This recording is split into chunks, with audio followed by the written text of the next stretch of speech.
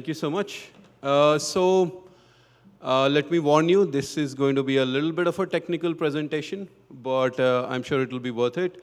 So what you're seeing here on the video over here is the actual software that we developed so that Chandrayaan Rover could navigate on Moon.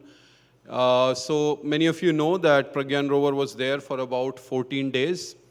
And during these 14 days, it was very difficult to communicate back and forth in real time via Earth. So we had to develop an innovative solution in which whatever the rover sees, it can build a 3D model out of it, and it can navigate safely around craters, around rocks, and around so forth.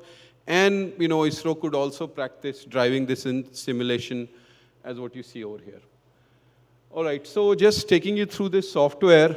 Let me go to the next. Yeah, this is our team. You can see our team, a fairly small team. Our mentor, Dr. Raj Reddy, who is a Turing Award winner and used to be the IT advisor to US President. Fairly young team. But here's a challenge why it was such a, and when you look at Chandrayaan 3's amazing success, there are actually a number of technologies that I could say were developed for the first time anywhere in the world. And a lot of these technologies would keep on shaping the future of space tech. And why this was so challenging, we had to build a map of whatever the rover sees. We had to build a 3D model. All this was done so that the rover could navigate safely around the moon. And why this was, building a 3D model otherwise is not such a big deal. We do it with our drones all the time. But why this is so challenging when you're doing it on Moon is because on Moon, if you see the pictures very closely, there's no color, there is very little texture, the shadows are very sharp. If you notice on Moon, either something would be completely white or completely black. And very few shades. Connectivity is an issue, especially because we went to the lunar South Pole. Very poor bandwidth. If you wanted to download just 2 images from Moon back to ISRO, it would take about 10 minutes. So, doing all this in real time was definitely out of question. And then weight and cost. So in all of these parameters, when we heard about this problem from ISRO for the first time, they told us that, look, either we can, buy this technology, which will cost us several millions of dollars, or you could try to solve it as a startup. And if you solve it, most of the space agencies around the world are going to need something like this. So we tried our bet to solve it. And this is something what we came up with. Whenever sort of this rover wakes up, it has to do these 5 different steps through which it can navigate around the moon. So it first asks, where am I? What am I doing? And then, it looks at what is the world around me. And then it takes a decision as to, how to plan a path in whatever I'm seeing.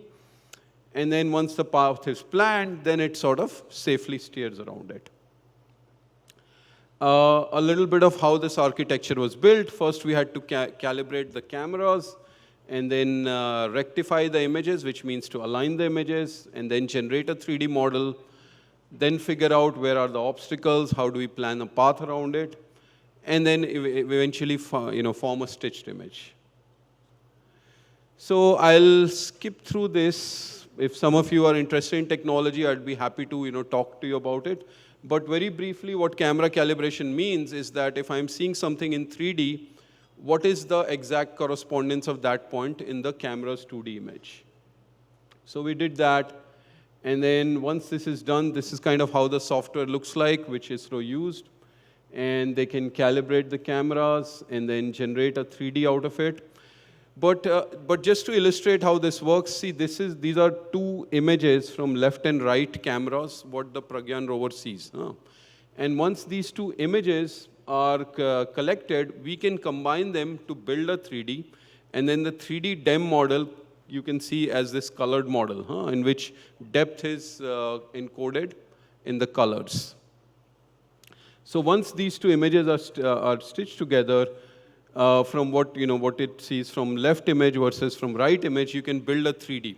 As you see On the later part, this is how the 3D image would look like. And if you had 3D glasses, you'll be able to see through it.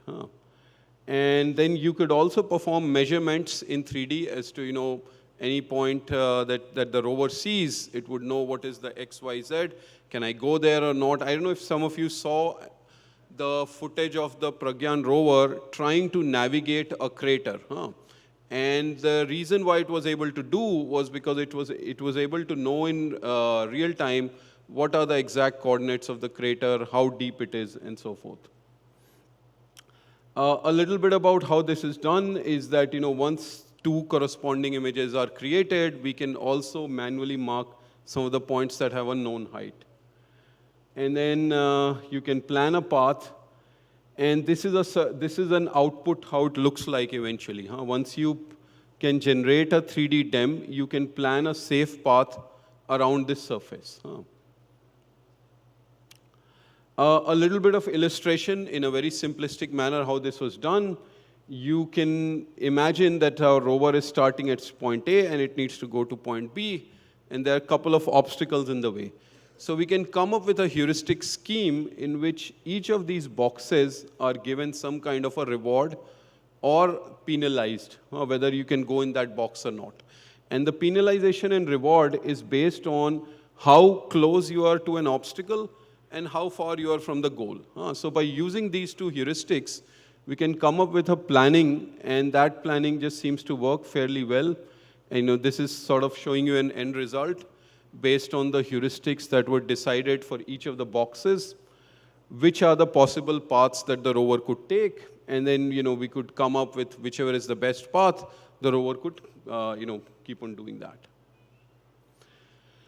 We already saw this video. I don't know is it possible to play this video once again? Okay, so if you look at what's really happening here, you can see that we can measure the target distance, target angle, height.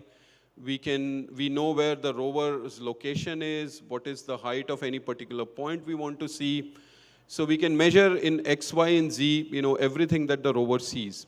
And it was, very challenging to do this, knowing that there's absolutely no color, texture, and very sharp shadows on moon. Can you go back to the slide? Okay. So what has happened? Okay, we've solved this problem for Chandrayaan, but what does this mean in future? So we realized that Air Force has a very similar requirement. In fact, we just won one of the Air Force IDEX challenges, which was to build satellite-based 3D maps in low-light regions, in poor data quality. Because the fact that we are able to solve this in a challenging area like Moon now means that it can be done in much wider areas. So Air Force has this big challenge where they've given us about, it's a project that's worth 3 crores initially, and then eventually there are, assured awards of 30 crores or plus in this region. But it has more global applications wherever remote sensing needs to be done. In all of those areas, wherever remote sensing needs to be done at night or in very low, poor imagery, that's where, our technology could come very handy. And, it's interesting what we set to develop for one particular mission for Chandrayaan now seems to have so many more applications. Thank you.